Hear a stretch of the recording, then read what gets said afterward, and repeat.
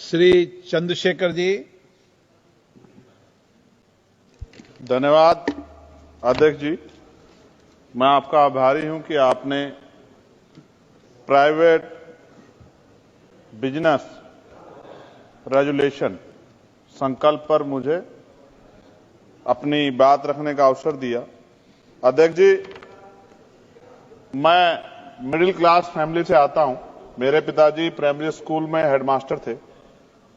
गरीबी मैंने लोग लिखा होता है कि देख के आए, सुनिए, मैंने तो अपने जीवन में इसका अनुभव किया सर। एक ऐसी बहुत बड़ी दुनिया है जो जिनके सपनों में ही हवाई जहाज है कि वो कभी हवाई यात्रा करेंगे।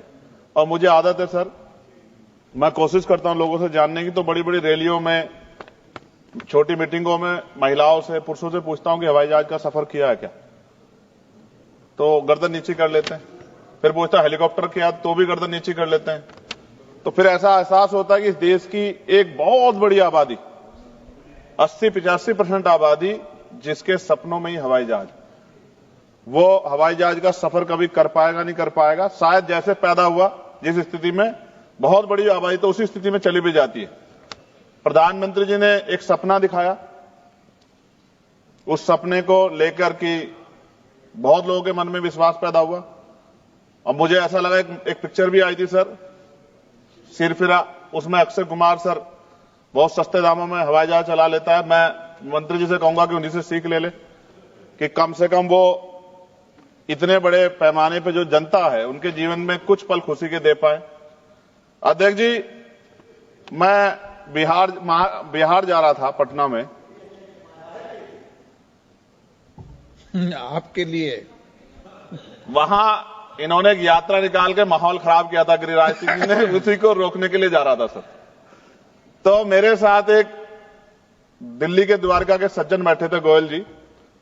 जब चर्चा हुई तो मैंने उनसे पूछा कि सर कहां आप, कैसे? तो उन्होंने कहा हमें जाना तो कुंभ में था सर। मैं बिल्कुल स्पष्ट सच बात बताऊंगा सर, मैं राजनीति नहीं करता सब चीजों पे, मगर इसलिए नहीं जा पा रहे क्योंकि मेरी पत्नी जाना चाहती थी, मगर बजट में नहीं आ रहा है, हमारे बजट से बाहर हो रहा है।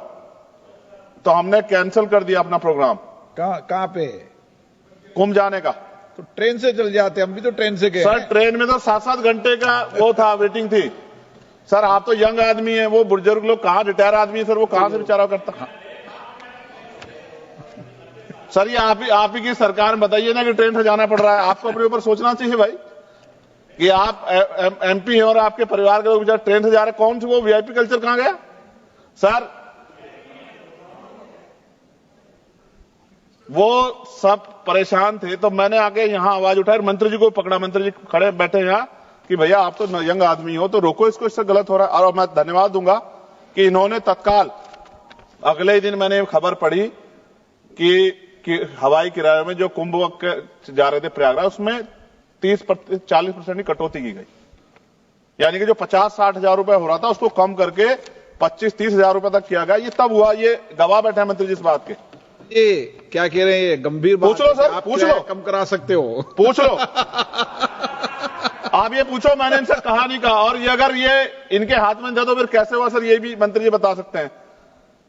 तो सर मेन क्या है, बहुत, क्योंकि सरकारी नौकरियां तो सर 2% है, 98% प्राइवेट सेक्टर है। तो जो प्राइवेट जॉब करता है, जैसे एक्स कोई बेंगलुरु में निखिल और सुरभि वहां जॉब करते हैं और अपने घर आना चाहते हैं सर, एयरपोर्ट पे आ जाओ। आ रहा हूं सर, आ रहा हूं सर, करवा दो मंत्री जी से कह के, तो बहुत आसान हो जाए सर। तो सर वो अगर आना चाहते हैं और उन्होंने अपने, क्योंकि जितनी सैलरी है, सैलरी रोज नहीं बढ़ रही है सर उनकी, तो उन्होंने बजट बनाया हुआ है। इस आने और जाने में अक्सर उनको बड़ी परेशानी का सामना करना पड़ता है। ये वो लोग हैं जो जिनकी संख्या बहुत ज्यादा है सर। फ्लाइट अगर लेट हो जाए तो कई घंटे आपको एयरपोर्ट पे इंतजार करना पड़ेगा। कई बार 2-2 फ्लाइट ले जाती, बैठने की व्यवस्था भी नहीं रहती। लेकिन अगर आप लेट हो जाओ 5 मिनट तो फिर दूसरी फ्लाइट ढूंढो। उस समय में सर चाहे 3 घंटे हो, 4 घंटे हो, पानी का रेट सर 120, 200, 250 रुपए। जैसा आदमी वैसा पानी सर, जिसकी जितनी हैसियत है। अगर आपके बच्चे या परिवार है तो और परेशानी है सर, कोई पूछने वाला नहीं है सर। ये जो मैंने कल भी एक जवाब में जिस पे आपने कहा था, मंत्री जी को बोल दो, मंत्री जी एक वाटर कूलर भी एयरपोर्ट पर लगा दो, जरूरी थोड़ी बोतल का पानी पिए आदमी। ये अच्छी बात है सर, बहुत अच्छा सुझाव दिया आपने।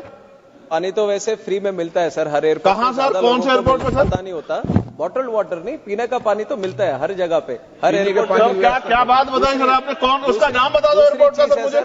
दूसरी चीज है, हमने एक नया ये उड़ान स्कीम का प्रेरणा लेते हुए हमने उड़ान यात्री कैफे भी शुरू किया सर। ये कोलकाता में शुरू किया, चेन्नई में शुरू किया, अहमदाबाद में भी, और बाकी सारे एयरपोर्ट पे भी करेंगे, जहाँ पे 10 रुपए का वाटर बॉटल भी दे रहे, 20 रुपए की टी कॉफी भी दे रहे, 20 रुपए का एक और नमकीन भी दे रहे, स्वीट भी दे रहे। ये नहीं ये किया है, ये वास्तव में है, ये वास्तव में है सर। अभी कोलकाता में किया है, चेन्नई में भी किया है, अहमदाबाद में भी किया है, हर जगह भी करेंगे। चलिए सर ने कुछ कहा, मंत्री जी इस पर फोकस करो। हर एयरपोर्ट पर पीने का पानी की व्यवस्था कर दो निःशुल्क। सर ये बड़ा अच्छा आदेश सर आपने चेयर ने कर दिया सर, ये बहुत महत्वपूर्ण है, मंत्री इस पर काम करें, बहुत लोगों का भला होगा। सर एक चीज मेरे दिमाग में बहुत मुझे जो पीड़ा दे रही थी सर, अब पीड़ा मत दो आप सर, खत्म कर दो, 2 मिनट में खत्म कर दूंगा सर, आप चेयर पे बैठे हैं तो और ज्यादा अच्छा है सर।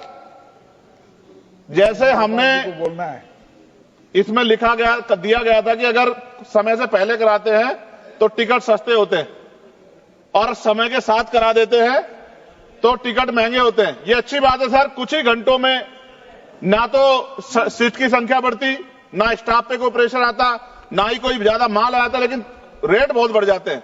सर सवाल मेरा ये है मंत्री जी से, अगर जिन लोगों ने कुछ लंबे समय पहले टिकट खरीदा सस्ता, तो उनको बीमा में कुछ कम पैसा मिलता है क्या? या जिन्होंने महंगा टिकट खरीदा उनको अगर कोई दुर्घटना हो जाए सर, कुदरत ना करे हो, तो क्या ज्यादा पैसा मिलेगा क्या? ये जो पैसा तो बढ़ता है, लेकिन क्या इससे उसकी वैल्यू भी बढ़ती है क्या sir? Lower cap, upper cap sir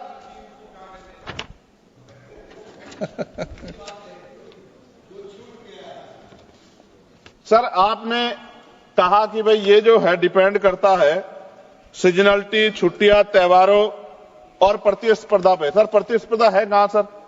हमने तो जो कुछ था उसका निजीकरण बेच के सब जीरो कर दिया सर, कुछ नॉमिनल शेयर अपने पास रखे। प्रतिस्पर्धा तब होगी जब गवर्नमेंट के 10-12 एयरलाइंस होगी अपनी, जब गवर्नमेंट की अपनी एयरलाइंस होगी तभी तो प्रतिस्पर्धा होगी। जब गवर्नमेंट की एयरलाइंस होगी तो कहां की प्रतिस्पर्धा? फिर तो वो मन चाहे डाका डालने चाहे लोगों की जेब पे। सर मच्छर सुविधा देखो, सीटों के हालात देखो, मंत्री जी ने किया था, शिवराज सिंह चौहान जी ने, कृषि मंत्री जी ने, क्या हाल थे एयर इंडिया के, कि सीट खराब थी उनकी सर। चलिए आम आदमी की छोड़िए, मंत्री जी को सीट नहीं मिली अच्छी। और मैं फिर कह रहा हूं, आपसे बहुत उम्मीदें हैं मंत्री जी कि आप कुछ नया करके दिखाएंगे और प्रतिस्पर्धा पैदा करेंगे। गवर्नमेंट सेक्टर से सर अच्छी कुछ फ्लाइटें चलाने का काम करेंगे। और मैंने आपसे मांग की है कि मेरे लोकसभा क्षेत्र नगीना में, वहां से मुंबई को से भी व्यापार होता है, दिल्ली से भी होता है, अरब कंट्री से भी होता है, लोग करते हैं सर। मेरी मांग है कि मेरे लोकसभा क्षेत्र नगीना में एक एयरपोर्ट आप बनाएं सर। वो एयरपोर्ट बनेगा तो मैं कहूंगा कि मंत्री जी ने बहुत अच्छा काम किया। नहीं बनेगा अध्यक्ष जी तो फिर मैं क्या कहूंगा कि एयरपोर्ट वहीं बनेगा जहां मंत्री चाहेंगे। और मंत्री जी किन की बात मानेंगे? आप मांग करते रहना सालों तक। मैं सालों साल इसलिए मांग करता रहूंगा अध्यक्ष जी कि जो लोग मुझे सुनते हैं उनको ये पता लगे कि सरकार सुनती शांति नहीं। सरकार मांग तो आदमी कर देता है, लेकिन सरकार ध्यान उनका रखती है जो उनके चहीते होते हैं। सरकार सबका ध्यान नहीं रखती, ये बात मेरे लोगों को पता लग जाए। Thank you sir. एक आखिरी में खत्म कर 30 सेकंड में सर, इसमें जो जॉब्स है सर, अब ये गाइडलाइन है सर सुप्रीम कोर्ट की और डीओपीटी की भी, 45 दिन से ज्यादा पे पक्की नौकरी। सर ये कहां है पक्की नौकरी?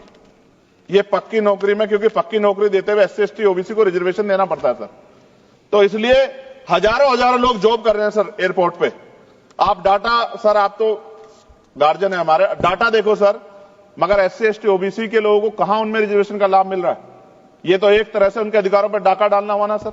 इसलिए मैं मंत्री से मांग करूंगा कि सबका ध्यान रखते हुए और नियम, कायदे, कानून, यानी कि संविधान ने जो शक्ति दी उसके आधार पर आगे बढ़े, देश का नाम रोशन करें।